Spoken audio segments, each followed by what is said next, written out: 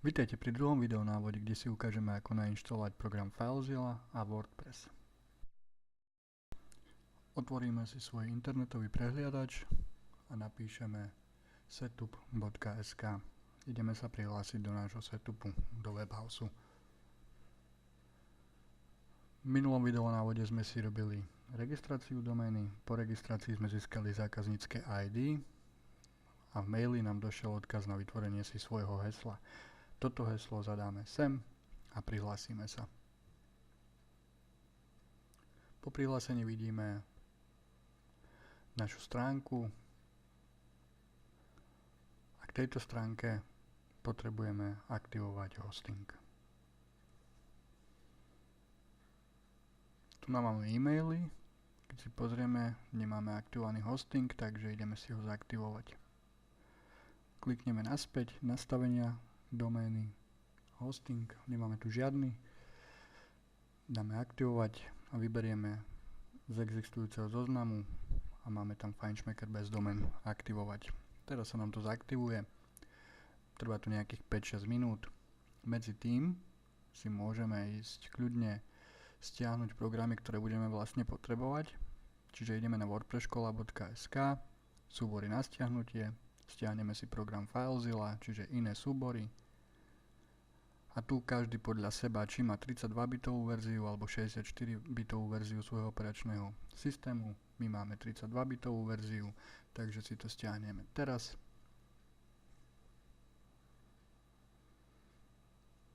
Sa nám to stiahuje a takisto si môžeme rovno stiahnuť aj WordPress. Takže zase súbory na stiahnutie, sekcia WordPress.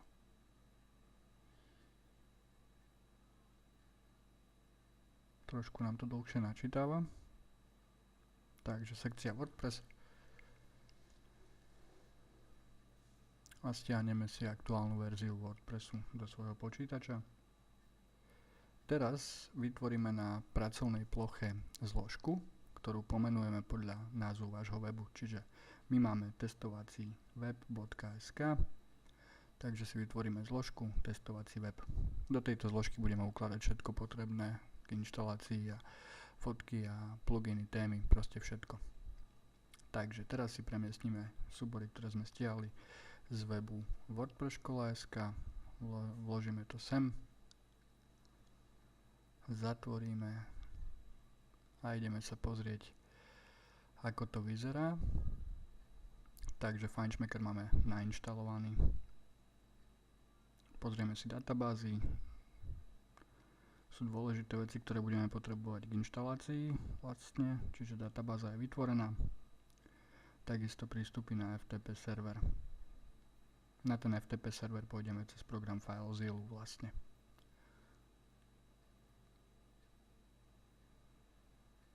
Teraz si otvoríme zložku, ktorú sme si vytvorili. Čiže extrahujeme FileZilla priamo sem. A takisto môžeme zextrahovať WordPress. Dáme si inštalovať medzi tým FileZilla. Čiže vlastne všetko len odklikať. Vytvoríme si ikonku na pracovnej ploche. Ďalej nainštaluje to za pár sekúnd, čiže nie je to veľký program, ale program, ktorý dokáže veľké veci. Po nainštalovaní si ho môžeme rovno spustiť. Čiže FileZilla nám funguje, vyextrahujeme ešte WordPress priamo sem do tejto zložky.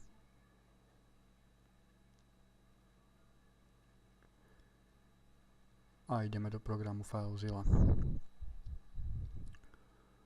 Čiže teraz potrebujeme sa dostať na náš FTP server. Tak spravíme nejaké nastavenia. Čiže ideme súbor, správca lokalít, novú lokalitu. Pomenujeme si ju napríklad názov nášho webu. Nastavíme klienta. Klient je vlastne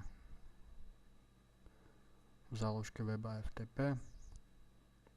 Skopírujeme, vložíme. nastavíme toto poličko na normálny a teraz tam dáme prihlasovacie meno a heslo.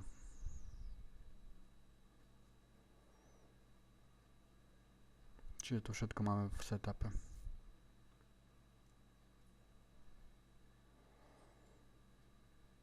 A môžeme pripojiť. Čiže pripojil nás na server, do priečinka www.root si vložíme vlastne zo zložky WordPress, ktorú si otvoríme, tú, ktorú sme extrahovali, rozklikneme ju a všetko skopírujeme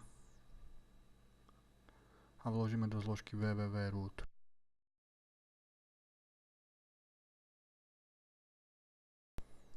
Teraz nám to začalo kopírovať. Tu navidíme súbory, ktoré sú vlastne vo fronte, ktoré sa kopírujú. A toto kopírovanie bude trvať asi nejakých 5, 6, 7 minút podľa toho, aký máte rýchly internet, rýchle pripojenie na internet. Alebo teda ja toto video teraz v tomto momente trošku strihnem a vrátime sa naspäť už keď to budeme mať pred koncom kopírovania, takže o chvíľočku sme naspäť.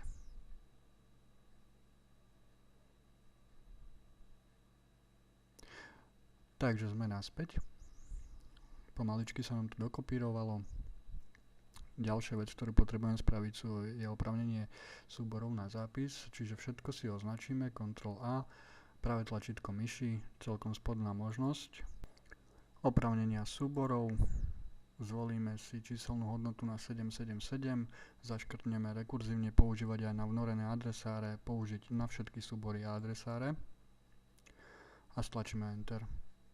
Ono to teraz začne vlastne takto pekne prepúšťať tie oprávnenia, aby ste mohli prepisovať v svojom WordPresse nejaké veci a aby to neblblo. Potom, ako sa nám zapíšu všetky oprávnenia súborov, ideme na našu web stránku, stlačíme F5 alebo refresh a ideme spustiť inštaláciu WordPressu priamo na webe. Čiže ideme na to, klikneme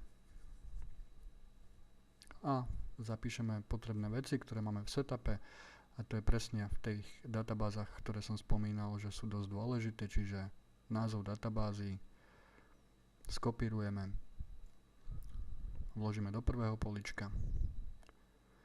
Prihlasovacie meno je stále to isté, len to DB na konci sa vymaže, ako si môžeme všimnúť, áno, čiže vlastne toto isté. Heslo máte vygenerované, čiže vlastne skopírujeme, vložíme. A pozor, localhost je potrebné zmeniť na IP adresu, ktorá je vlastne takisto v setupe, čiže skopírujeme a vložíme. Prefix tabulky necháme na VP a začneme inštalovať. Teraz nás to hodí vlastne na inštaláciu. Spustíme tú inštaláciu a teraz sa bude vypytovať ešte také posledné veci, čiže ako je názov stránky, čiže testovací web, to sa dá potom zmeniť. Prihlasovacie meno sa už zmeniť nedá, takže toto meno si dajte tak, aby ste si ho zapamätali. Heslo môžete si vytvoriť vlastné. A pozor, e-mail je potrebné zadať taký, ktorý chcete používať, takže ideme do setupu, sekcia e-mail, vytvoriť novú mailovú adresu, napríklad info@vaša stránka. Heslo dvakrát po sebe.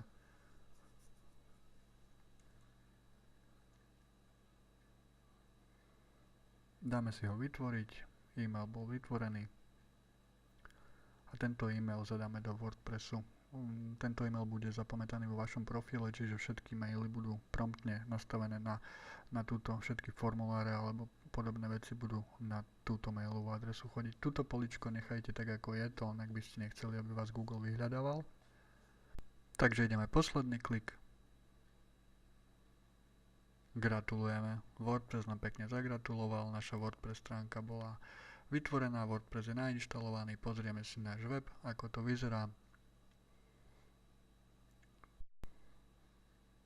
Toto je základná šablóna WordPressu, ktorá je nainštalovaná automaticky pri inštalácii WordPressu. Túto šablónu budeme meniť v ďalších tutoriáloch. Z tohto videonávodu je to všetko. V ďalšom videonávode si ukážeme, ako nastaviť WordPress, všetky jeho základné nastavenia, aby nám fungoval správne. Ďakujem vám za vašu pozornosť a teším sa v ďalšom videonávode.